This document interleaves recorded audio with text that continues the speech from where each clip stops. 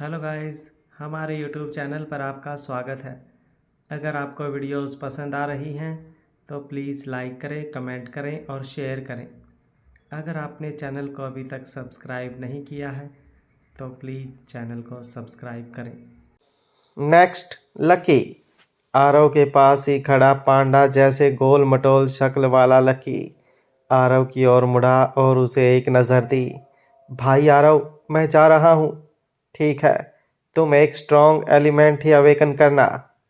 उम्मीद है कि तुम ज़रूर लाइट एलिमेंट अवेकन करोगे, हरमन ने तुरंत ताना मारते हुए कहा।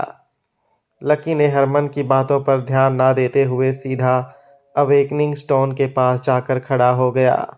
जब उसने अपने हाथ अवेकनिंग स्टोन पर रखे तो स्टोन से तेज हवा निकलने लगी। बहुत अच्छे विंड एलिमेंट, तुम्हारा टैलेंट बिल्कुल भी खराब नहीं है। कड़ी मेहनत करो और आलस करने से बचो। प्रोफेसर मिश्रा के चेहरे पर भी संतोष की झलक आई। क्लास टीचर प्रोफेसर मिश्रा बहुत खुशी महसूस कर रहे थे। ऐसा इसलिए क्योंकि उन्होंने अभी तक सिर्फ 10 के करीब ही अवेकनिंग देखी थी और उनमें से उन्होंने 2 टैलेंटेड स्टूडेंट पा लिए थे। अगर उन्होंने अच्छी ट्रेनिंग की तो वो सभी ज़रूर ही एक अच्छे यूनिवर्सिटी में एडमिशन पा सकते हैं। असलियत में उनकी आंखों में चमक लाने वाला स्टूडेंट नंबर 1 आदित्य था। एक टैलेंटेड फायर एलिमेंट और उसके पास फायर एलिमेंट की ब्लड लाइन भी थी, जिससे वो दूसरे स्टूडेंट से कहीं गुना आगे निकल सकता था। ऐसा लग रहा था कि इस साल क्लास ई सभी क्लासेस में नंबर 1 पर आ सकती है। नेक्स्ट नेक्स्ट नेक्स्ट पू। अचानक अवेकनिंग स्टोन पर ऑरेंज कलर की आग जल उठी। इस दृश्य ने पूरी क्लास की आंखें चौड़ी कर दी। Fire fire fire element. किसी और ने भी फायर एलिमेंट अवेकन किया है। वाह, ये तो लड़की निकली। उसका नाम क्या है? एक पल में फायर एलिमेंट को अवेकन करने वाली लड़की क्लास का केंद्र बन गई। यह एलिमेंट प्राइमरी लेवल पर सबसे ज़्यादा स्ट्रॉन्ग एलिमेंट था। ये किसी भी प्राइमरी लेवल मैजिशियन की पहली पसंद होती थी। अगर उन्हें अपने एलिमेंट को खुद चुनने का मौका मिलता तो वो फायर एलिमेंट ही चुनते। दुर्भाग्य से फायर एलिमेंट बहुत अहंकारी था और इसके अवेकन होने की संभावना भी बहुत कम थी। एक क्लास में ज़्यादा से ज़्यादा 4 या 5 स्टूडेंट्स ही फायर एलिमेंट अवेकन कर सकते थे। उसका नाम नेहा है। नेहा एक बड़ी फैमिली से आती है। वो सिटी के टॉप 5 मैजिशियन फैमिलीज़ में से एक है, जिनके यहाँ ज़्यादातर लोग फायर एलिमेंट ही अवेकन करते हैं, किसी ने फुसफुसाते हुए कहा। हाँ, और वो दिखने में भी कितनी खूबसूरत है।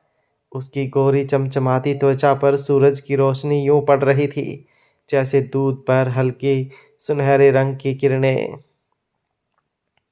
और उसकी गहरी चमकती आंखों में ऐसी आग थी कि वो किसी को भी अपना दीवाना बना दे। वो तो स्वर्ग से उतरी किसी अप्सरा की तरह जितनी खूबसूरत दिखती है। जहाँ एक तरफ लड़के नेहा को देखकर मुंह से लाल टपका रहे थे तो वहीं दूसरी तरफ लड़कियां उसकी खूबसूरती देखकर जल भुन जा रही थी। तुम सभी सिर्फ उसकी खूबसूरती को देख इतने खुश मत हो। वो दिखने में जितनी ज़्यादा शांत और आज्ञाकारी लगती है, वो असल में बहुत गुस्सैल और हिंसक है, एक लड़की ने जलन के मारे सभी से कहा। नहीं तो भला एक लड़की होते हुए वो फायर एलिमेंट कैसे अवेकन कर सकती है? ये सही कह रही है।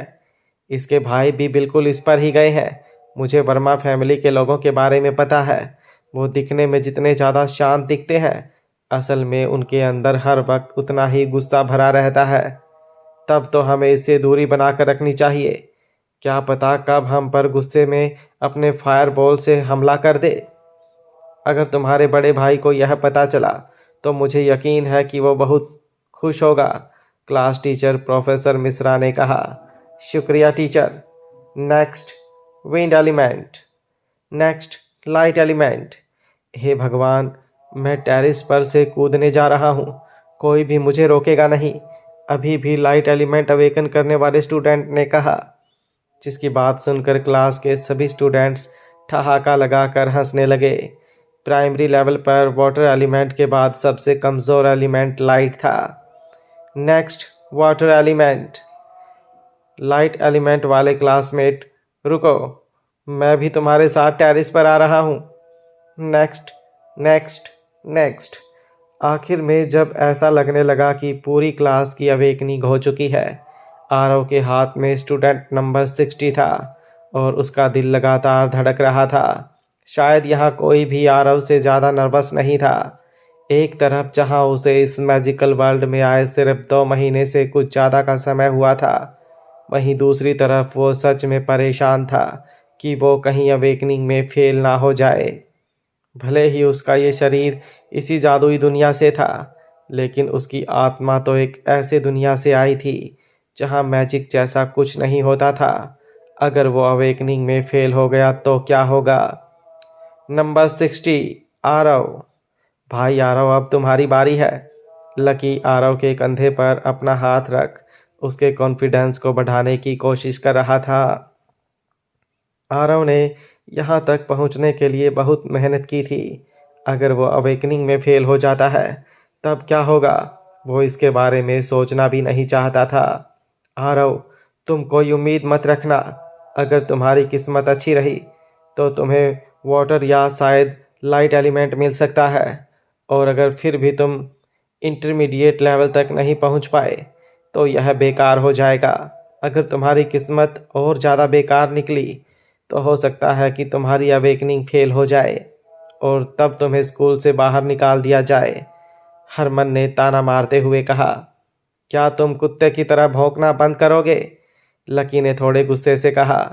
लकी आरव को एक बड़े भाई की तरह मानता था। हालांकि उसके मैजिक में ग्रेड्स खराब थे और वो पैसे देकर मैजिक हाई में आया था, लेकिन लकी बिल्कुल भी नहीं चाहता था कि आरव की अवेकनिंग दूसरों से खराब हो। आरव ने बड़े कदम लिए और भीड़ के बीच से गुजरते हुए आगे बढ़ा। क्या यही वो लड़का आरव नहीं है जिसके बारे में हरमन और कुणाल बात कर रहे थे? हाँ, पूरे क्लास में सिर्फ इसका नाम ही आरव है, तो हो सकता है कि इसी ने ही पैसे देकर स्कूल में एडमिशन लिया हो। ये तो आदित्य जितना ही हैंडसम है, लेकिन हैंडसम होने का क्या फ़ायदा जब आपके अंदर टैलेंट ही ना हो। लड़कियां आरव को नापसंद करने लगी थी। ये बस एक अमीर बाप का बिगड़ा हुआ लड़का है जो बस अपने बाप के पैसों के दम पर स्कूल में एडमिशन ले पाया है। लड़के आरव से चिढ़ रहे थे और उसे सबक सिखाना चाह रहे थे, क्योंकि आरव बहुत हैंडसम था और मैजिक स्कूल में बिना कोई मेहनत किए हाई ग्रेड्स लाए बिना स्कूल में आया था, जिस वजह से सभी स्टूडेंट्स उससे नाराज़ थे और उस पर अपना गुस्सा निकालना चाहते थे। हरमन और आदित्य दोनों ही आरव के पक्के दुश्मन थे। दोनों ने शुरू में तो धीरे बात की थी, लेकिन आखिरी के कुछ शब्दों को हरमन ने जानबूझकर चिल्लाकर कहे थे कि आरव स्कूल में रिश्वत देकर आया है। दूसरों को उसके गरीब या कोई दूसरी बात नहीं पता थी। उन्हें तो बस ये पता था कि आरव एक अमीर बाप का लड़का है जो पैसों के बल पर स्कूल में आया है। आरव अवेकनिंग स्टोन की ओर बढ़ा, अपने क्लासमेट्स की फुसफुसाहट को अनसुना करते हुए। उसके पैसों के बल पर स्कूल में आने की बात जंगल में लगी आग की तरह फैल चुकी थी। शोर मचाना बंद करो, सभी स्टूडेंट शांत हो जाएं, प्रोफेसर मिश्रा ने सभी स्टूडेंट्स पर चिल्लाते हुए कहा। आदित्य के मुंह के कोने धीरे धीरे ऊपर की ओर मुड़े। वो चाहता था कि आरव सबके सामने शर्मिंदा हो। उसकी क्या औकात थी कि वो समायरा के करीब भी रह सके। वो सिर्फ एक हारा हुआ इंसान था। मैं उससे कहीं ज़्यादा हैंडसम हूँ, मैजिक में भी टैलेंटेड हूँ और कड़ी मेहनत भी करता हूँ। इतना सब करने के बाद समायरा मेरी होनी चाहिए थी। वो भला इस लूज़र के साथ कैसे रह सकती थी? आरव, निकम्मे, मैंने अपने पापा से सुना है कि तुम्हारी माँ ने तुम्हारे अवेकनिंग के लिए तुम्हारा घर बिकवा दिया। अगर तुम्हारी अवेकनिंग फेल हो गई तो तुम्हें बस एक नदी ढूंढनी चाहिए और उसमें कूद जाना चाहिए। इस तरह तुम्हारी समस्याएं हल हो जाएंगी। तब तुम अपनी माँ को शर्मिंदा होने से भी बचा सकते हो। आदित्य ने जब आरव को वहाँ से गुजरते देखा तो उससे धीमी आवाज़ में कहने लगा। आरव ने अपनी मुट्ठी भींच रखी थी।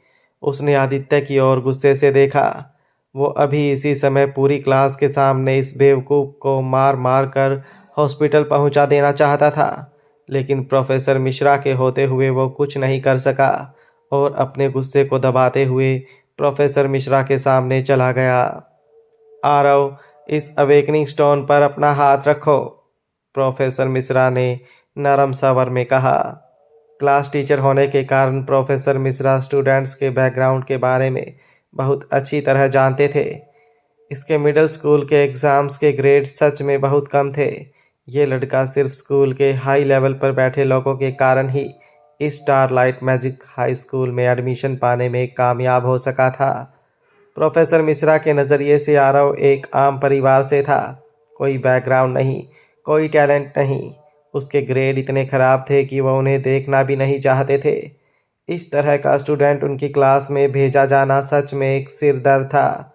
ये बहुत आसानी से क्लास के ग्रेड्स को कम कर सकता था, जिस वजह से हो सकता है उनकी क्लास इस बार नंबर 1 नहीं बल्कि नंबर 2 पर आए। मैं इसमें कुछ नहीं कर सकता। मुझे अपने आप को अनलकी मान लेना चाहिए। उम्मीद है कि ये बच्चा सच में कहीं अपनी अवेकनिंग में फेल ना हो जाए, नहीं तो इसका पूरे क्लास द्वारा मजाक उड़ाया जाएगा। आरव के हाथ लगातार कांप रहे थे। आखिरकार वो अभी भी थोड़ा नर्वस था। आराम से सीधे खड़े रहो और कांपना बंद करो, प्रोफेसर मिश्रा ने याद दिलाया। आरव ने अपने बाएं हाथ से अपने दाहिने हाथ को पकड़ लिया। इस तरह उसने सफलतापूर्वक अपने दाहिने हाथ को अवेकनिंग स्टोन पर रखा। यह ठंडा था। उसे नहीं पता था कि क्या यह इसलिए था क्योंकि पिछले व्यक्ति ने आइस एलिमेंट अवेकन किया था, जिससे पूरा अवेकनिंग स्टोन बर्फ जैसा ठंडा हो गया था। कुछ ठीक नहीं लग रहा।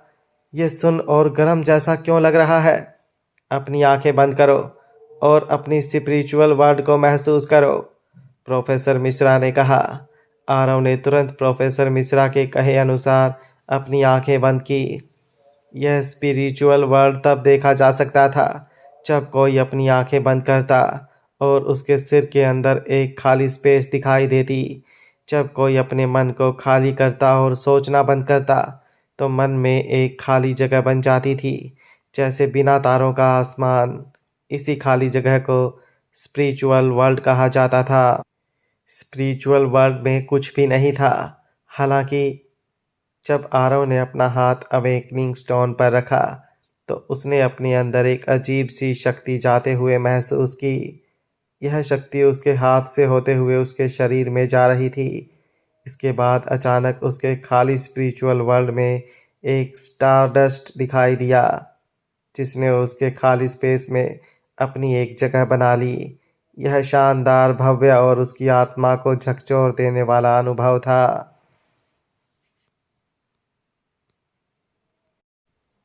खाली स्पिरिचुअल वर्ल्ड में एक कोने से थोड़ी रोशनी आने लगी थी।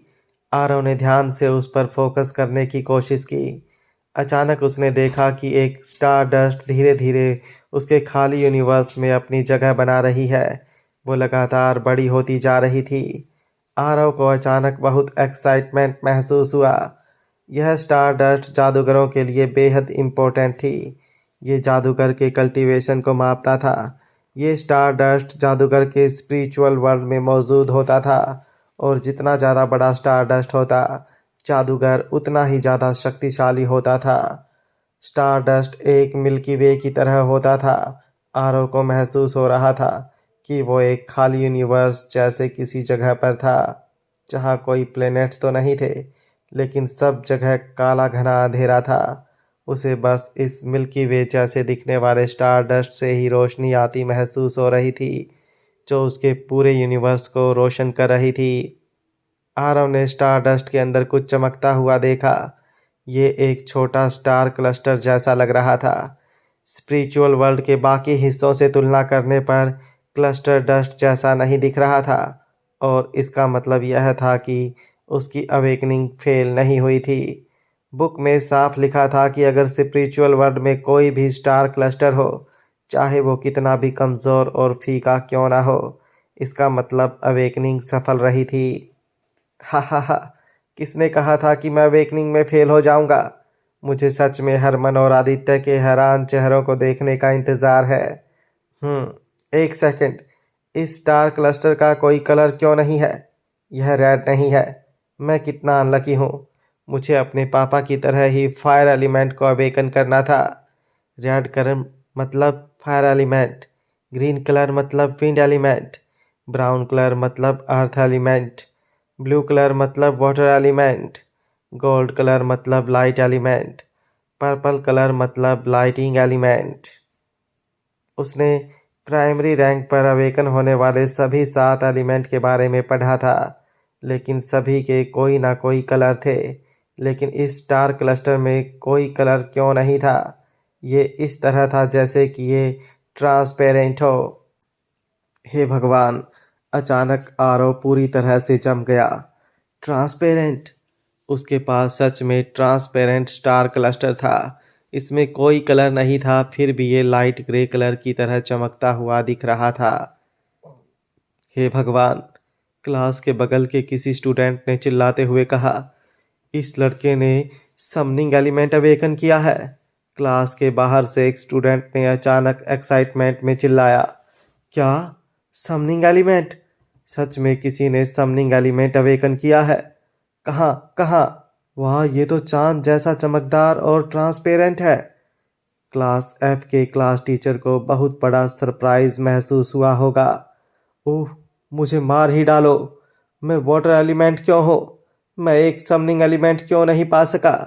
मुझे मत रोको, मैं छत पर जा रहा हूँ। कूदने की तकलीफ मत करो, तुम मरोगे नहीं। नीचे लाइट एलिमेंट यूज़र की लाश पड़ी है। एक स्टूडेंट ने उस वाटर एलिमेंट वाले स्टूडेंट का मजाक उड़ाते हुए कहा, यह समनिंग एलिमेंट स्टूडेंट पूरे स्कूल में हंगामा कर देगा। समनिंग एलिमेंट के दिखाई देते ही सभी को एक झटका महसूस हुआ। अगर कोई कहे कि फायर एलिमेंट सभी प्राइमरी मैजिशियंस की पहली पसंद है, तो summoning element intermediate rank magicians की पहली पसंद है। हाँ, ये एक प्राइमरी रैंक पर अवेकन किए जाने वाला कोई एलिमेंट नहीं है, लेकिन इसके प्राइमरी रैंक पर अवेकन होने के चांस 10,000 में से सिर्फ एक होते हैं। समनिंग एलिमेंट की पावर भी फायर एलिमेंट से 10 गुना ज़्यादा होती है। हाँ, ये कहा जा सकता है कि अगर समनिंग एलिमेंट का यूज़र अपने एलिमेंट को अच्छे से ट्रेन करे, तो वो प्राइमरी रैंक पर होते हुए भी उसी रैंक वाले 10 से भी ज़्यादा यूज़र्स को हरा सकता है। ये प्राइमरी रैंक मैजिशियंस को दूसरों से ज़्यादा कॉम्बैक्ट पावर्स देता है। टीचर्स के अनुसार जिन स्टूडेंट्स ने प्राइमरी रैंक पर समनिंग एलिमेंट को अवेकन किया हो, उनके इंटरमीडिएट रैंक मैजिशियंस बनने की 80% संभावना होती है। हाँ, लेकिन अभी भी सिर्फ मैजिक अवेकन कर लेने से आप उसका इस्तेमाल नहीं कर सकते। ये एक लंबा प्रोसेस होता है, और अगर आप इस प्रोसेस के दौरान आलस दिखाते हो, तो परिणाम बदल भी सकते हैं। हर साल स्कूल नए स्टूडेंट्स का एनुअल मैजिक एग्ज़ाम लेता है। एनुअल मैजिक एग्ज़ाम में सभी स्टूडेंट के मैजिक को चेक किया जाता है। अगर आप पूरे साल भर में अपने एलिमेंट की शक्तियों को कंट्रोल नहीं कर पाते, तो आपको स्कूल से निकाल दिया जाएगा। एक मैजिशियन के लिए उसके एलिमेंटल मैजिक का इस्तेमाल करना उतना भी मुश्किल नहीं होता। आपको बस मेडिटेशन की मदद से अपने स्टार डस्ट के 7 स्टार्स को कंट्रोल कर एक स्टार पाथ बनाना होता है, जिसके बाद आप अपना मैजिक रिलीज़ कर सकते हो। लेकिन कुछ आलसी स्टूडेंट्स भी होते हैं, जिन्हें पूरा 1 साल दिए जाने के बावजूद भी वो अपना मैजिक रिलीज़ नहीं कर पाते।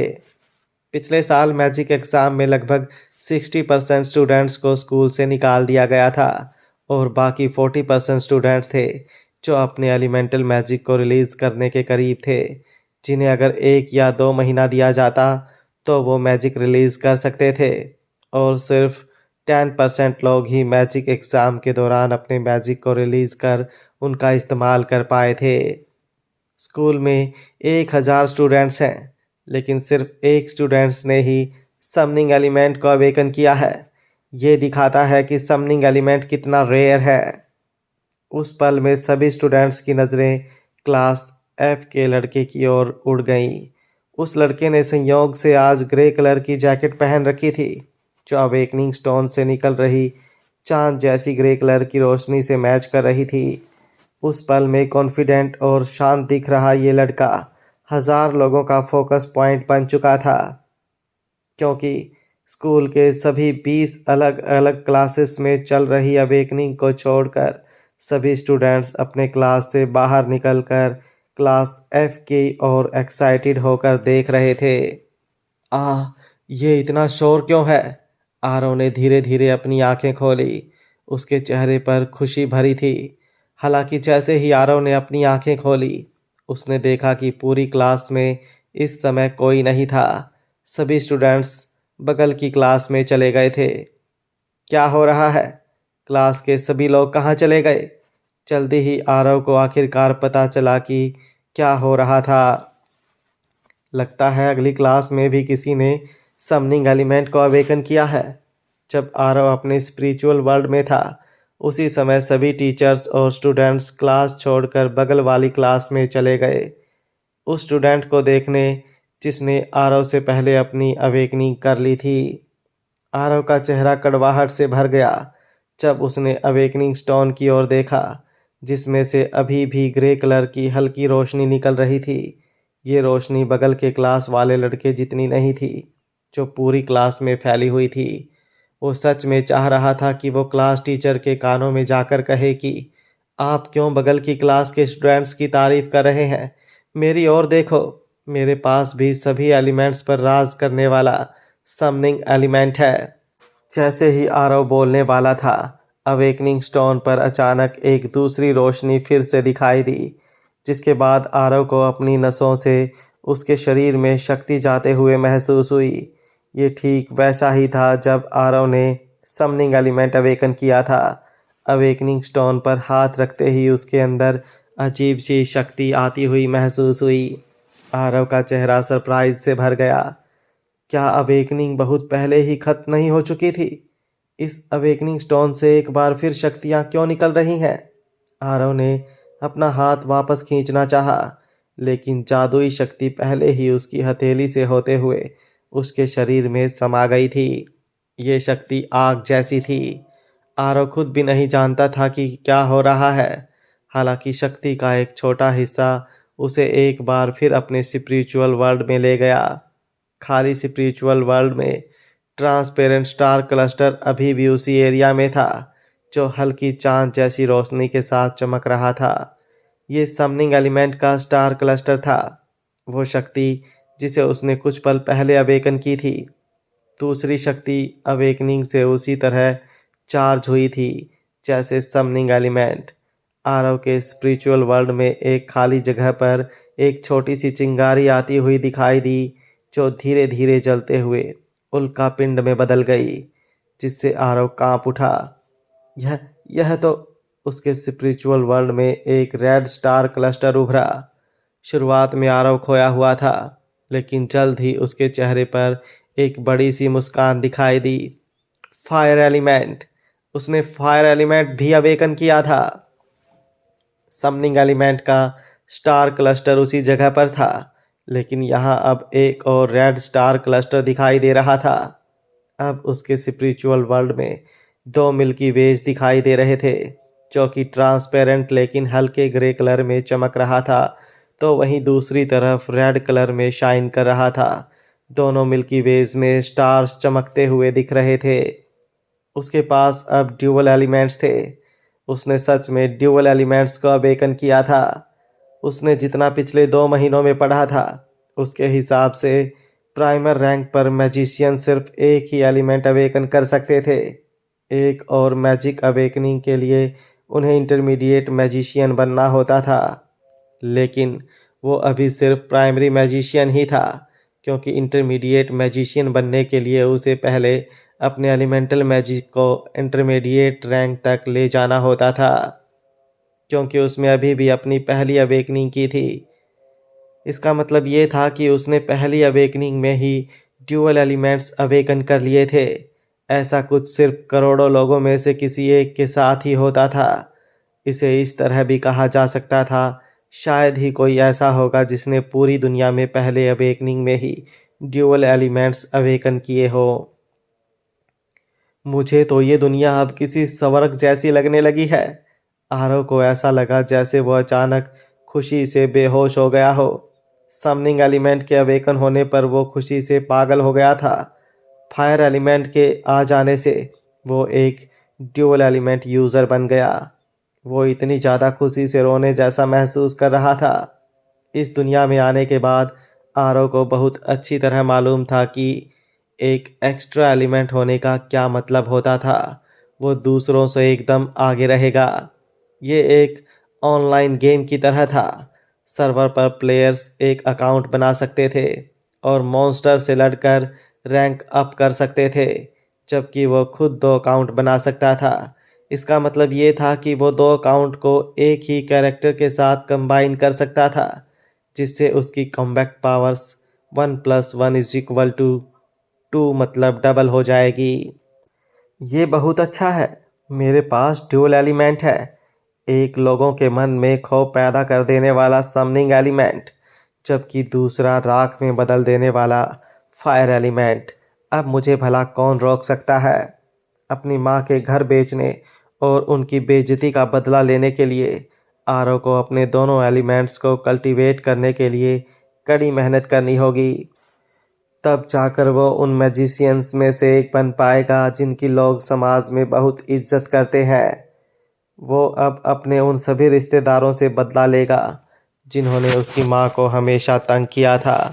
वो अब अपनी ड्यूल एलिमेंट्स की मदद से अपने पापा जितना ही महान मैजिशियन बनकर दिखाएगा। सच में, यह स्टूडेंट मेरी क्लास में क्यों नहीं है? इसके बजाय इसे क्लास एफ के टीचर मिस्टर वर्मा के हाथों में डाल दिया गया।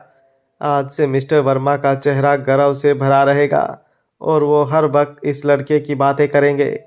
प्रोफेसर मिश्रा का अपना चेहरा ईर्ष्या और जलन से भरा हुआ था। ओह, मैं लगभग भूल ही गया था कि वो बेवकूफ़ आरव अभी भी अपनी अवेकनिंग कर रहा था। मुझे जाकर देखना चाहिए कि उसने कौन सा एलिमेंट अवेकन किया है। उसे अपनी अवेकनिंग करने में इतना समय लग रहा है, जरूर वो अपनी अवेकनिंग में फेल हो गया होगा। हरमन क्लास ई के अंदर जाते हुए मन ही मन सोच रहा था, ये कैसे हो सकता है? ये फायर एलिमेंट है। हरमन अपना बड़ा सा मुंह खोलकर क्लास के बाहर खड़ा था। क्या ये सच है? हमारी क्लास में एक और फायर एलिमेंट है? किसने कहा था कि भाई आरव अवेकनिंग में फेल हो जाएंगे? उन्होंने तो फायर एलिमेंट को अवेकन किया है। अब सभी लोग इस एलिमेंट को देखकर भाई आरव से ईर्ष्या करेंगे। पूरे स्कूल में समनिंग एलिमेंट के हंगामे के बाद सभी ने आखिरकार देखा कि आरव ने कौन सा एलिमेंट अवेकन किया था। वो लड़की नेहा, जिसने फायर एलिमेंट को अवेकन किया था, थोड़ी शॉक्ड लग रही थी। उसने जानबूझकर आरव के पास देखा और पाया कि अवेकनिंग स्टोन से सच में आग निकल रही थी। वो आग उसके खुद के फायर से थोड़ी ज़्यादा शक्तिशाली लग रही थी। क्लास ई में एक और फायर एलिमेंट अवेकन किया गया है।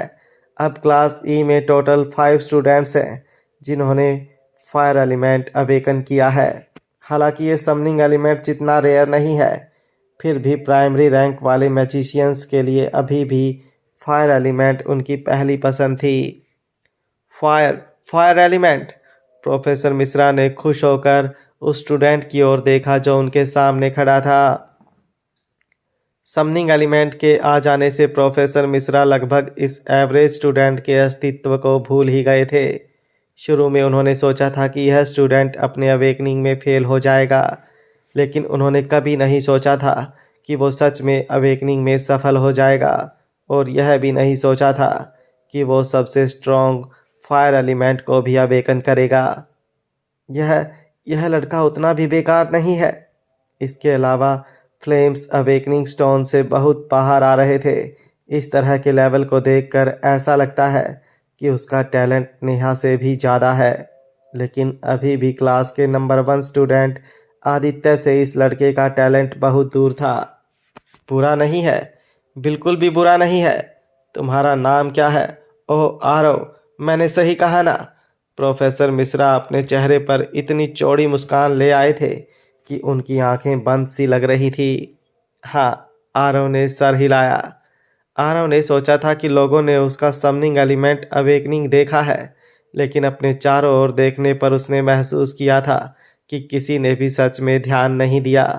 शायद मेरे समनिंग एलिमेंट अवेकन करने से पहले ही बगल वाले लड़के ने अपनी अवेकनिंग पूरी कर ली थी, या उसका अपना समनिंग एलिमेंट इतना कमज़ोर था कि किसी ने भी उस पर ध्यान ही नहीं दिया। भले ही शुरुआत में आपके एलिमेंट की पावर कम हो, आप फिर भी धीरे धीरे इसे कल्टीवेट कर सकते हैं, जिससे यह और भी स्ट्रांग हो सकता है। तुम फायर एलिमेंट स्टूडेंट हो, भविष्य में अच्छा करने की कोशिश करो। अगर तुम्हें कुछ समझ में नहीं आता है तो मुझसे पूछने में संकोच मत करना, प्रोफेसर मिश्रा ने खुशी से कहा और आरव के कंधे पर थपथपाया। आरव अभी भी स्पाइस्ड महसूस कर रहा था, हालांकि उसने अपने इमोशंस को बहने नहीं दिया और अपने चेहरे पर एक बनावटी मुस्कान बनाए रखा। अगर कोई और स्टूडेंट होता तो वो शायद पहले अवेकन हुए समनिंग एलिमेंट को रिवील कर देता, ड्यूल एलिमेंट्स के टैलेंट का इस्तेमाल करते हुए पूरे स्कूल का ध्यान अपनी ओर खींच लेता। हालांकि आरव ऐसा नहीं करने वाला था। जब खुद भगवान भी एक दूसरे से जलन महसूस कर सकते थे, तो ये ज़मीन पर रहने वाले इंसान क्या चीज़ थे। आरव जानता था कि सिंह परिवार में कोई उससे दुश्मनी रखता है, इसलिए अगर उसने रिवील किया कि उसके पास ड्यूल एलिमेंट्स हैं, तो या तो उसे उनकी इच्छाओं का पालन करना होगा या वो उसे सिंपली अपने रास्ते से हटाना चाहेंगे। ये ठीक इस तरह था कि जब कोई राजा अपनी प्रजा में उनसे ज़्यादा शक्तिशाली इंसान पाता है, तो या तो वो उसे अपना गुलाम बना लेते हैं या फिर उसे तभी ख़त्म कर देते हैं जब वो कमज़ोर हो। अभी इसी समय आरव के पास 2 स्ट्रॉन्ग ड्यूल एलिमेंट्स थे, लेकिन वो खुद अभी भी बहुत कमज़ोर था। वो तब अपने ड्यूल एलिमेंट्स रिवील करेगा जब वो और ज़्यादा स्ट्रॉन्ग हो जाएगा। आरव ने आदित्य और हरमन के रिएक्शंस को देखने के लिए अपना सिर घुमाया। जाहिर है कि दोनों लड़कों के चेहरे पर इस समय 12 बजे हुए थे। इस लड़के की किस्मत इतनी अच्छी कैसे है? सक्सेसफुल अवेकनिंग की तो छोड़ो, उसने फायर एलिमेंट को भी अवेकन कर लिया है। हालांकि आदित्य शांत दिख रहा था, लेकिन उसे ऐसा महसूस हो रहा था कि कोई उसके दिल में लगातार छुरा भोंक रहा हो। ये क्या बकवास है? यह कैसे हो सकता है? Fire element! चापलूस हरमन दीवार पर मुक्का मारते हुए गुस्से में आरव की ओर घूर कर देख रहा था। हाँ, मैंने पहले ही कहा था, भाई आरव वाकई नॉर्मल नहीं है। फायर एलिमेंट इम्प्रेसिव है, यह वाकई इम्प्रेसिव है। तुम्हारी कौन परवाह करता है हरमन? तुमने तो विंड एलिमेंट अवेकन किया है। लकी खुशी से कूद पड़ा। उसने चापलूस हरमन के चेहरे को देखा और तुरंत खुशी महसूस की। हरमन का चेहरा लकी की बात सुनकर गुस्से से लाल हो गया। अगर एक प्राइमरी रैंक वाले विंड एलिमेंट को तुलना फायर एलिमेंट से की जाए, तो विंड एलिमेंट बड़े आराम से फायर एलिमेंट से हार जाएगा। आरव ने अपने चेहरे पर चौड़ी मुस्कान के साथ आगे की ओर बढ़ने लगा। अचानक ऐसा लगा जैसे उसके पैरों के नीचे कारपेट बिछाए जा रहे हों और बहुत सारी लड़कियां चीख रही हों। वो कॉन्फिडेंस से भरा हुआ था। आदित्य के पास से गुजरते हुए आरव ने चुपके से उसे मिडल फिंगर दिखाई। पूरी कार्रवाई इतनी स्मूथली हुई थी कि ऐसा लग रहा था जैसे वो बस एक दूसरे का अभिवादन कर रहे हों। आदित्य को ऐसा लगा जैसे आरव अभी उसके मुंह पर उसे गालियां बककर गया हो। उसका सांस लेना इतना भारी हो गया कि वो प्रैक्टिकली गुस्से से फटने वाला था। उसने एक गहरी सांस ली। आदित्य ने खुद से कहा कि उसे अपनी इमेज बनाए रखनी चाहिए। उसे अपनी इमेज बनाए रखनी चाहिए। वो इस भिखारी के लेवल तक नहीं झुक सकता। उसके पापा की स्कूल में बहुत इज्जत की जाती थी, जबकि ये लड़का बस एक प्राइवेट कंपनी में काम करने वाली उसकी बड़ी चाची का बेटा था, जो एक आम इंसान थी, जिनकी स्कूल में क्या पूरे शहर में कोई इज्जत नहीं थी। इस लूज़र के अवेकनिंग में सफल होने की बात छोड़ो, उसने फायर एलिमेंट को भी अवेकन कर दिया। लगता है कि आजकल के लूज़र्स की किस्मत भी अब अच्छी होने लगी है। इसके अलावा जो बात उसे और भी गुस्सा दिला रही थी, वो थी अगले क्लास में रेयर समनिंग एलिमेंट का अवेकन होना। आदित्य ने बड़ी मुश्किल से अपने सबसे स्ट्रॉन्ग फायर एलिमेंट को अवेकन कर सबका ध्यान अपनी ओर खींचा था, लेकिन बगल वाले क्लास के लड़के ने समनिंग एलिमेंट अवेकन कर उसकी लाइमलाइट अपनी ओर ले ली थी। आरव अपनी जगह पर वापस लौट आया और साथ ही उसने अपने आसपास के क्लासमेट्स की नज़रें महसूस की जो पहले से पूरी तरह अलग थी। फायर एलिमेंट, हमें भविष्य में इस लड़के को गुस्सा नहीं दिलाना चाहिए। गुस्सा, हमें उससे जाकर माफ़ी मांग लेनी चाहिए और अपने रिलेशन को बढ़ाने की कोशिश करनी चाहिए। अगर मेरे जैसे एक वाटर एलिमेंट यूज़र को स्कूल में टिके रहना है तो मुझे फायर एलिमेंट वाले बड़े भाई का सपोर्ट चाहिए। ओह सही, उसका नाम आरव था ना? आसपास के स्टूडेंट्स धीमी आवाज़ में फुसफुसा रहे थे, लेकिन यह फिर भी आरव के कानों में कुछ हद तक पड़ गया। आरव ने अपना मूड और भी बेहतर महसूस किया। साथ ही उसने आदित्य की ओर देखा, जिसने भी यह सुना था।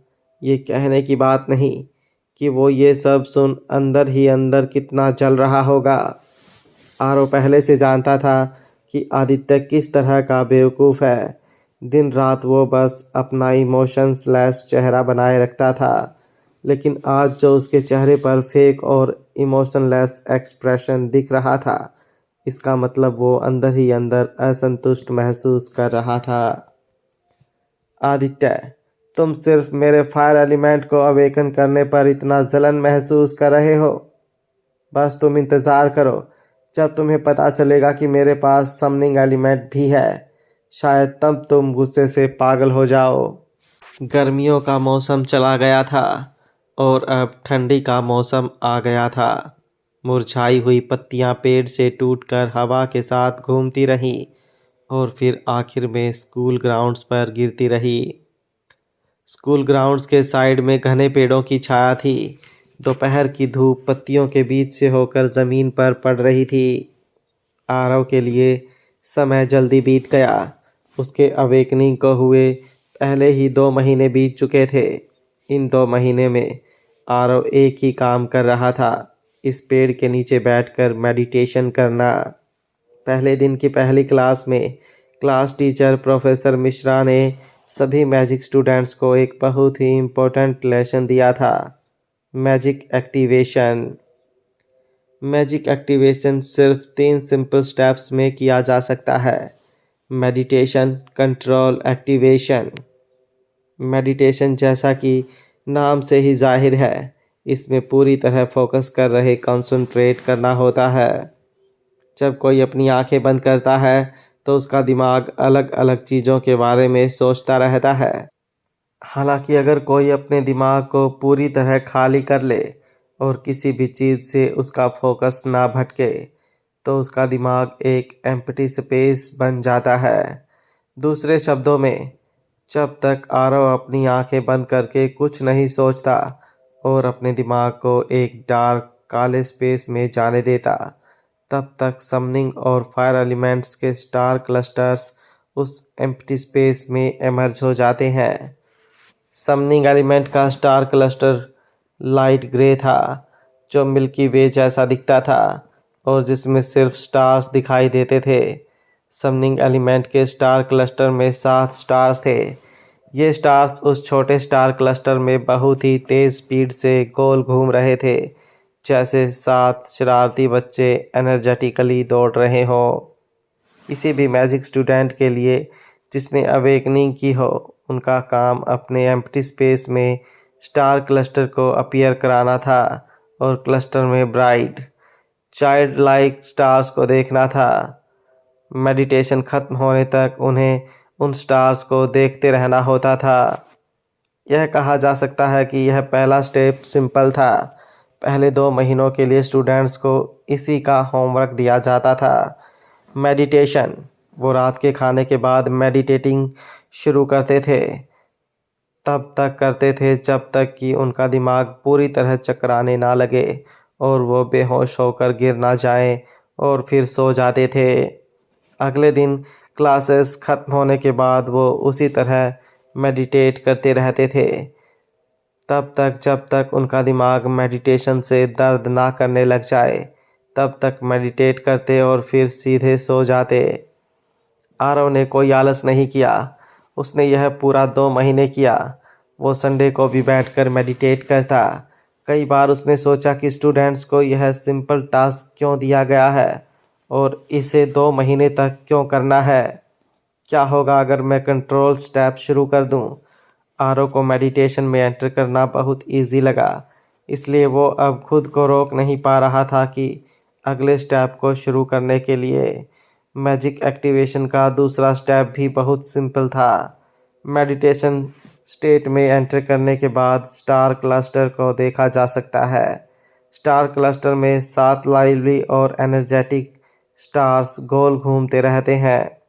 कंट्रोल, इसका मतलब था कि उन्होंने अपने थॉट्स को यूज़ करके इन स्टार्स को कंट्रोल करना है, उन्हें रोकना है और उन्हें एक जगह पर रखना है ताकि एक स्टार पाथ बनाया जा सके।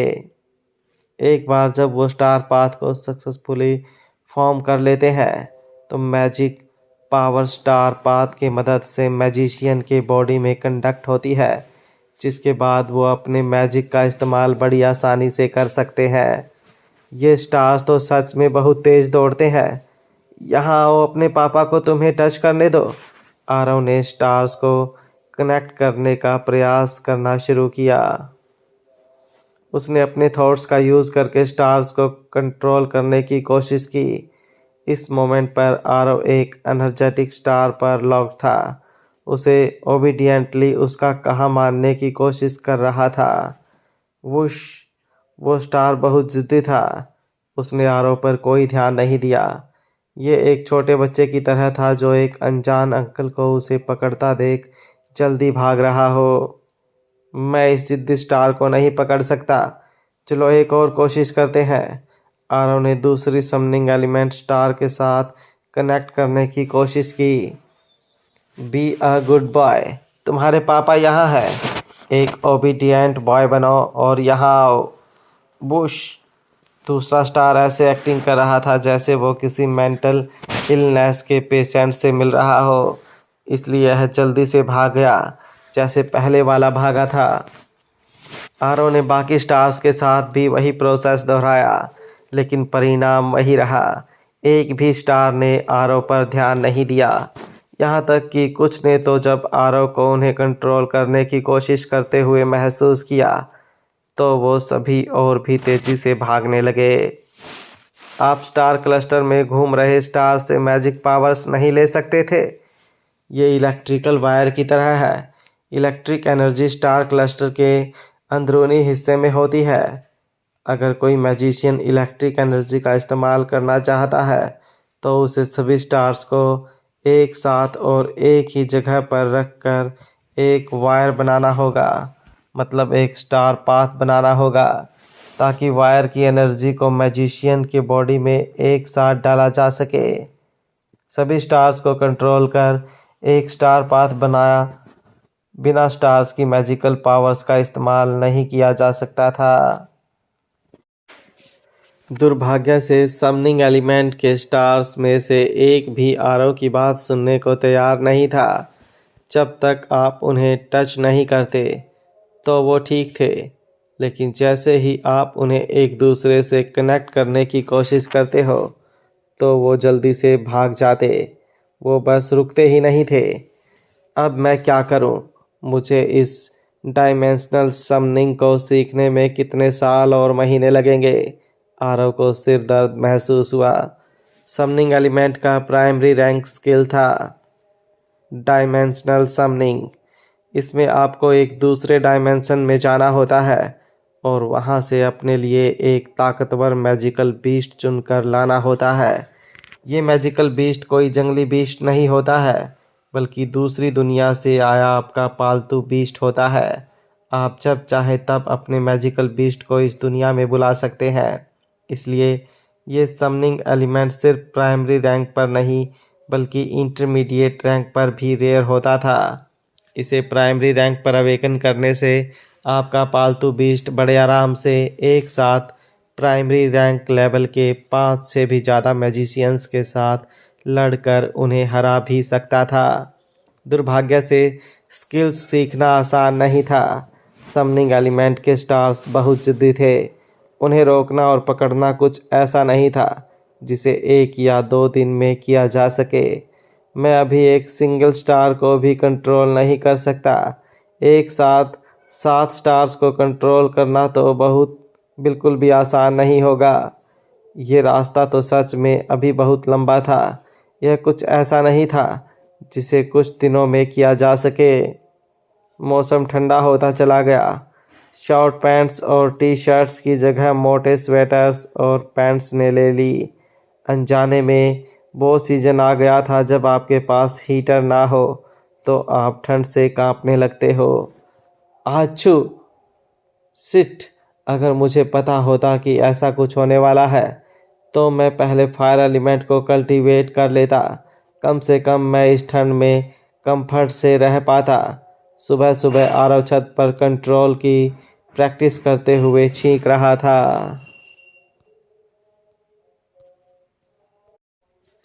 उसने 1 और महीने तक कल्टीवेट किया था।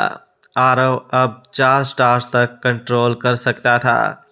स्टार्स को कंट्रोल करने का प्रोसेस, खैर इसे कैसे कहें, इसे एक उल्टे पत्थर से बने पिरामिड की तरह देखा जा सकता था, जहां हर एक पत्थर छोटे से शुरू होकर बड़ा होता जाता था।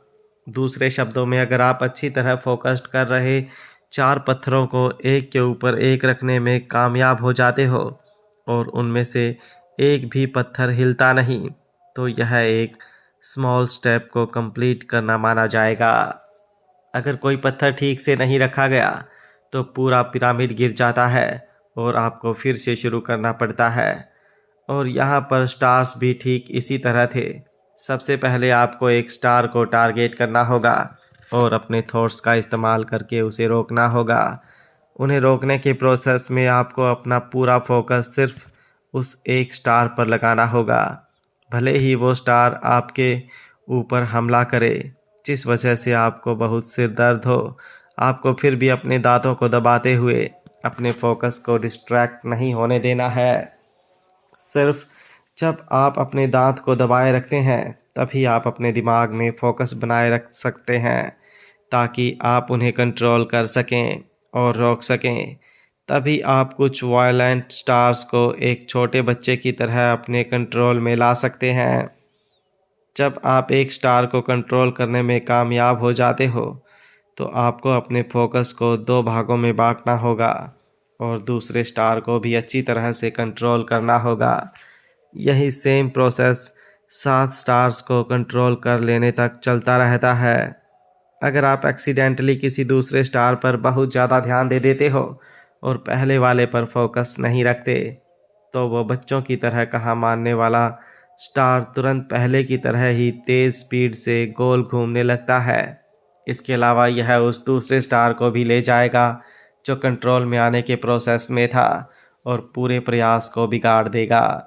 टीचर ने पहले कहा था, स्टार्स को कंट्रोल करने का स्टेप बहुत मुश्किल होगा। एक तरफ उन्हें कंट्रोल करने की डिफ़िकल्टी बहुत हाई थी, जबकि दूसरी तरफ मैजिशियंस को उन्हें कंट्रोल करने के लिए उतनी स्पिरिचुअल पावर नहीं मिल पाती है जितनी उन्हें चाहिए होती है। अगर कोई इंसान हर दिन कंट्रोल की प्रैक्टिस करे, जैसे कि आरव, और हर बार जब वो फेल हो जाते हैं तो वो महसूस करेंगे कि उनका दिमाग अचानक से आलसी महसूस करने लगता है। कोई एक दिन में ज़्यादा से ज़्यादा 1 घंटे तक कंट्रोल की प्रैक्टिस कर सकता था और तब तक वो लगभग मेंटली ब्रोकन होने की स्थिति में आ जाते थे। उनकी नज़रें धुंधली हो जाएंगी और दिमाग में हर जगह अंधेरा दिखाई देने लगेगा। इस पॉइंट पर आकर किसी को मेडिटेशन या कंट्रोल की फिर से प्रैक्टिस नहीं करनी चाहिए। साफ शब्दों में कहें तो कंट्रोल की प्रैक्टिस करने से आपकी ज़्यादा से ज़्यादा स्पिरिचुअल पावर की बर्बादी होती है। आरव अपनी अभी की स्पिरिचुअल पावर के साथ ज़्यादा से ज़्यादा 2 घंटे तक टिक सकता था। 4 स्टार्स मेरे कंट्रोल में आ गए हैं। 5 को एक साथ कंट्रोल करना बहुत मुश्किल है, आरव ने सोचा और आह भरी। मुझे नहीं पता कि क्या मैं इस सेमेस्टर के ख़त्म होने से पहले इन 7 शरारती स्टार्स को कंट्रोल कर पाऊंगा और एक साथ स्टार पाथ बना पाऊंगा। वैसे लकी ने कहा था कि ज़्यादातर लोग हर दिन सिर्फ 1 घंटे कंट्रोल की प्रैक्टिस कर सकते हैं। अगर वो 5 मिनट और प्रैक्टिस करें तो वो बेहोश होकर गिर जाते हैं। मुझे हैरानी है कि जब मैंने शुरुआत की थी तब मैं 2 घंटे क्यों प्रैक्टिस कर पाया था। क्या यह इसलिए है क्योंकि मैंने ड्यूअल एलिमेंट्स को अवेकन किया है? एक स्टार को कंट्रोल करने में लगने वाली स्पिरिचुअल पावर हर एक स्टूडेंट की एक समान होती है। इसका मतलब है कि मेरी स्पिरिचुअल पावर की क्षमता दूसरे लोगों से दुगनी है। हर एक स्टूडेंट के स्पिरिचुअल पावर की सीमा होती है और हर बार जब कोई स्टार को कंट्रोल करने की कोशिश करता है तो ये उनकी स्पिरिचुअल पावर को कम कर देता है। अभी के समय में ज़्यादातर मैजिक स्टूडेंट्स की स्पिरिचुअल पावर उन्हें सिर्फ 1 घंटे के कंट्रोल प्रैक्टिस करने की अनुमति देती है। एक एक्स्ट्रा घंटे के फ़ायदे होने के कारण और आरव की रोज़ाना की कड़ी मेहनत ने उसकी कल्टीवेशन स्पीड को उसके क्लासमेट से काफ़ी आगे बढ़ा दिया था।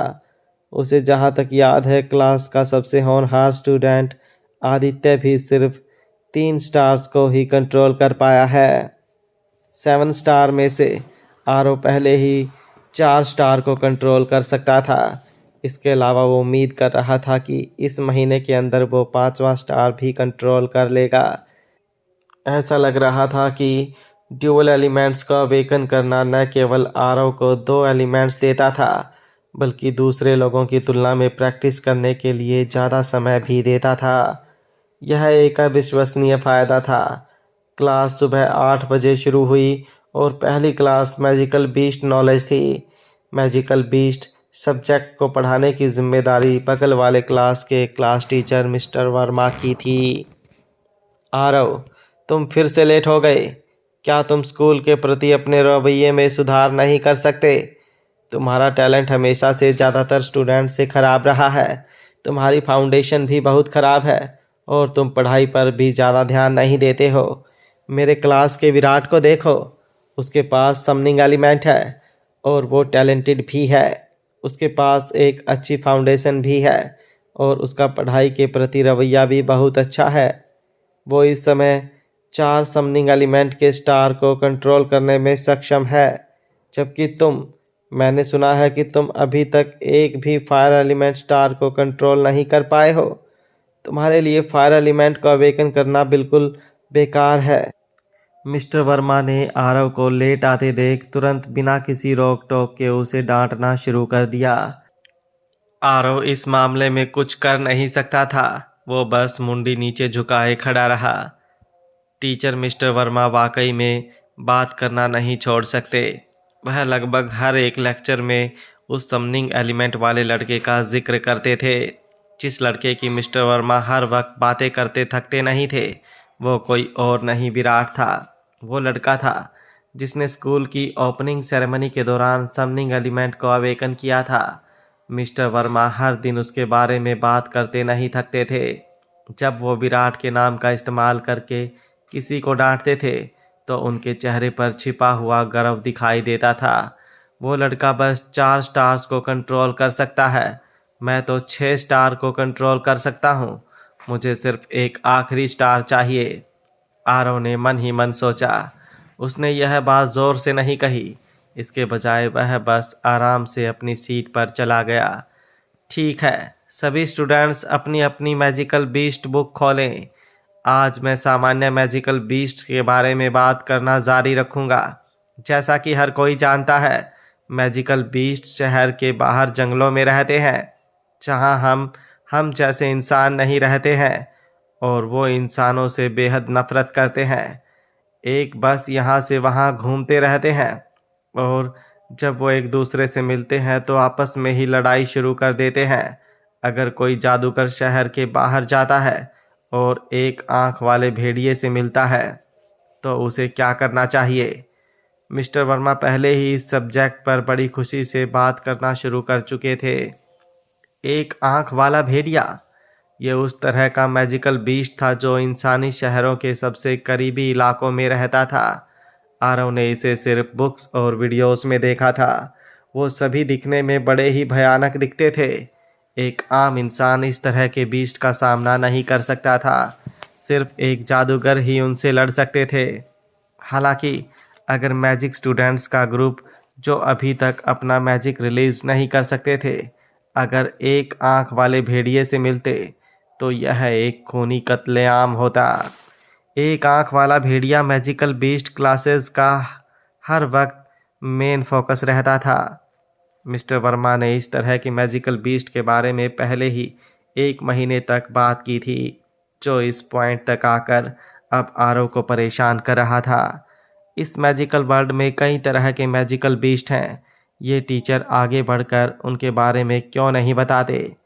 इस समय तक आरव अपनी दोगुनी कल्टीवेशन के समय का इस्तेमाल कर 6 स्टार्स को कंट्रोल करने में कामयाब हो गया था। बात यह है कि 7वें स्टार को कंट्रोल करना सच में बहुत मुश्किल है। यह एक प्यारी लड़की की तरह था। अगर आप उससे ज़्यादा अच्छे से बात करेंगे तो वो आप पर ध्यान नहीं देगी, और अगर उनके सामने सख्त रहोगे तो वो आपकी बातें नहीं मानेगी। उसे अपने कंट्रोल में रखने का सबसे अच्छा तरीका है हर दिन उसके लिए नए नए गिफ्ट्स लेकर आओ, और एक दिन वो ज़रूर आपकी बातें मानेगी। इसलिए उसने अब इसके बारे में ज़्यादा सोचना बंद कर दिया था और बस हर दिन कंट्रोल की प्रैक्टिस करता रहता था। मैं बस इस आखिरी कदम से दूर हूँ, अपने समनिंग एलिमेंट के मैजिक को एक्टिवेट करने के लिए। भाई आरव, फायर एलिमेंट का कल्टीवेशन कहाँ तक पहुँचा है? लकी ने जल्दी से पूछा जब उसने आरव को बैठते हुए देखा। पहले जैसा ही, आरव ने आराम से जवाब दिया। बिल्कुल नहीं, अफवाहों की तरह जो मिस्टर वर्मा ने सुनी थी। आरव अभी तक एक भी फायर एलिमेंट स्टार को कंट्रोल नहीं कर सका था। यह कुछ ऐसा था जिसके बारे में वो कुछ नहीं कर सकता था। उसने इस पूरे सेमेस्टर में समनिंग एलिमेंट के स्टार्स पर अपनी सारी स्पिरिचुअल पावर्स लगा दी थी। कोई रास्ता नहीं। ऐसा लगता है कि आपके फाउंडेशन ने सच में आपके कल्टीवेशन को प्रभावित किया है। मैंने सुना है कि आपका चचेरा भाई आदित्य पहले से ही 4 फायर एलिमेंट स्टार्स को कंट्रोल कर सकता है। अगर वो अपनी सर्दी की छुट्टियों के दौरान और भी ज़्यादा कोशिश करता है तो सबसे ज़्यादा संभावना है कि वो प्राइमरी रैंक के फायर एलिमेंट के स्टार्स लेवल की स्किल फायर बर्स्ट को एक्टिवेट कर सकेगा। लकी ने कहा। मुझे पता है भाई आरव, आप बिल्कुल भी परेशान ना हो। मैंने सुना है कि आदित्य और उसका चमचा हरमन पहले से ही आपके खिलाफ प्लानिंग बना रहे हैं। परेशान होने की कोई ज़रूरत नहीं है, उन्हें आने दो, मैं उन्हें अच्छा सबक सिखाऊंगा। आरव इस समय सिर्फ अपने 7वें स्टार को कंट्रोल करने पर फोकस्ड रहना चाहता था। बाकी सब कुछ उसके लिए बिल्कुल भी मायने नहीं रखता था। लकी ने आह भरी। आप बस उनसे सावधान रहना। यह सेमेस्टर लगभग ख़त्म हो गया है। आपको अगले सेमेस्टर में सच में अपना 100% देना चाहिए। अगर आप अगले सेमेस्टर के आखिरी में होने वाले मैजिक एक्टिवेशन एग्ज़ाम में मैजिक को एक्टिवेट नहीं कर सके तो आपको स्कूल से भी निकाला जा सकता है। स्कूल सेमेस्टर जल्दी ख़त्म हो गया और आरव को धीरे धीरे 7वें स्टार को उसका कहाँ मानते हुए महसूस हुआ। धत तेरी की, ये कल्टीवेशन को लिमिट से ज़्यादा समय तक करने से तो सच में बहुत तेज़ दर्द महसूस होता था। जब आरव को लगने लगा कि अब वो 7वें स्टार को कंट्रोल कर सकता है कि तभी उसके सिर में तेज़ दर्द होने लगा। मैं हर दिन और हर रात मेडिटेशन करता हूँ, और हे भगवान, क्या आप मुझे थोड़ी सी और स्पिरिचुअल पावर नहीं दे सकते? आरव ने स्कूल से बाहर निकलते हुए भगवान से शिकायत करते हुए कहा। वो कल रात बस 7वें स्टार को कंट्रोल करने ही वाला था कि उसके सिर में दर्द होने लगा। आरव ने पूरे सेमेस्टर के दौरान लगभग कभी स्कूल नहीं छोड़ा। वो हर दिन 2 घंटे कंट्रोल की प्रैक्टिस करता और उस प्रैक्टिस के बाद वो अगले 10 घंटे मेडिटेशन में बिताता, जिससे उसे उसकी स्पिरिचुअल पावर वापस मिल जाती। इसके बाद वो बस क्लास में जाता, अपना खाना खाता और एक भी दिन बिना रुके सो जाता। भले ही कुछ भी हो, ये सेमेस्टर ख़त्म हो गया था। स्टूडेंट्स ने अपनी सर्दी के सेमेस्टर असाइनमेंट्स को लेने के बाद अब हर कोई अपने घर की ओर चला गया था। उन्हें 2 हफ्ते के लिए सर्दियों की छुट्टी दी गई थी। स्कूल के गेट से बाहर निकलने के बाद आरव ने बस का इंतज़ार किया ताकि वो अपने घर जा सके। हालांकि फिर उसे याद आया और वो तुरंत अपनी जगह पर ही जम गया। मैं लगभग भूल ही गया था कि माँ ने मुझे आज अनन्या को स्कूल से पिकअप करने के लिए कहा था। माँ किसी काम से शहर से बाहर गई हुई है, जिस वजह से आज उसे अपनी बड़ी मौसी के यहाँ ही रहना होगा। ऐसा लगता है कि ये समय उसकी बड़ी मौसी और अनन्या से मिलने का है। 6 महीने हो गए हैं जब मैंने अनन्या को देखा था। अनन्या का स्कूल उसके बगल के शहर में था, जिस वजह से वो स्कूल के हॉस्टल में रहती थी। मुझे आश्चर्य है कि वो पूरे 6 महीने हॉस्टल में कैसे रही होगी। उसे वैसे तो अनन्या को लेकर ज़्यादा टेंशन लेने की कोई ज़रूरत नहीं थी, क्योंकि वो गर्ल्स स्कूल में पढ़ती थी। उसकी माँ सच में अनन्या के मामले में हर वक्त सीरियस रहती थी। मैं सीधे उसके स्कूल जाकर उसे वहीं से मौसी के घर ले जाऊंगा। आरव ने बस पकड़ी और उसके स्कूल की ओर चला गया। बस में बैठकर आरव के पास करने के लिए कुछ नहीं था, इसलिए उसने कंट्रोल की प्रैक्टिस जारी रखी ताकि वो देख सके कि क्या आज वो 7वां स्टार कंट्रोल कर सकेगा या नहीं। अलग अलग एलिमेंट्स के अलग अलग स्टार्स होते हैं और हर एक अलग अलग स्टार का अलग स्वभाव होता है। कुछ को धोखा देना आसान था। आरव को सिर्फ कुछ रातों के लिए मीठी बातें करनी पड़ती थी और उनमें से ज़्यादातर उसके वश में आ जाते थे। हालांकि कुछ गुस्से वाले और संभालने में मुश्किल थे। अगर आप सावधान नहीं रहते तो वो आप पर ही हमला करने लगते हैं, जिसके बाद आपका सिर और तेज़ी से दर्द करने लगता है और इसमें आपके स्पिरिचुअल पावर का इस्तेमाल भी कई गुना बढ़ जाता, जिससे आप जहां 1 घंटे कंट्रोल की प्रैक्टिस कर पाते हो, स्टार्स के आप पर हमला करने की वजह से आप सिर्फ आधे घंटे ही कंट्रोल की प्रैक्टिस कर सकते हो। 7वां स्टार जिसे आरव कंट्रोल नहीं कर पा रहा था, वो बहुत ही गुस्से वाला था। वो आरव की कोई भी बात नहीं सुनता था। वो क्रूरता से उस पर हमला करता था और इसे संभालना एक ज़िद्दी 5 साल के बच्चे को संभालने से भी ज़्यादा मुश्किल था। सौभाग्य से हाल ही में उन दोनों के रिलेशंस में सुधार हुआ था और हर वक्त उसे देखते ही गुस्से में आ जाने वाला स्टार अब धीरे धीरे उसकी सभी बातें सुनने की इच्छा दिखा रहा था। अगर ऐसा ना होता तो आरव सच में अब रो पड़ता। उसने लगभग पूरे 1 महीने इस 7वें स्टार को कंट्रोल करने में खर्च किए थे।